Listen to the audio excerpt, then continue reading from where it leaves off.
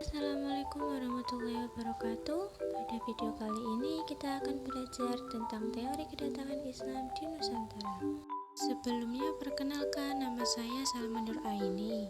Indonesia termasuk dalam salah satu wilayah yang letaknya cukup strategis.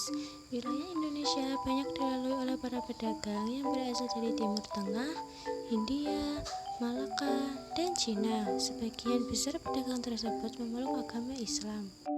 Meskipun demikian, banyaknya perdebatan mengenai kedatangan Islam di Indonesia itu mencakup 3 masalah pokok.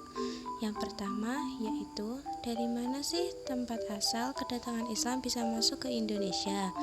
Lalu, siapa yang membawa agama Islam untuk pertama kalinya? Dan juga, kapan ya Islam itu masuk ke Indonesia? Dengan adanya beberapa perdebatan tersebut, kedatangan Islam di Nusantara memunculkan beberapa teori. Salah satu teori yaitu teori Cina yang akan kita bahas pada video berikut ini.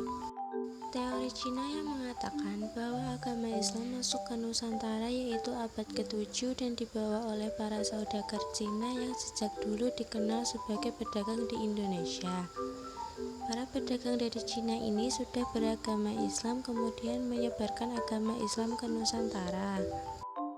Masuknya agama Islam di Indonesia juga dipercayai bertepatan dengan banyaknya migrasi orang Cina Muslim ke negara Asia Tenggara, terutama wilayah Nusantara yang pada umumnya kebanyakan memasuki daerah Sumatera bagian selatan yang terjadi pada abad ke-9 Masehi.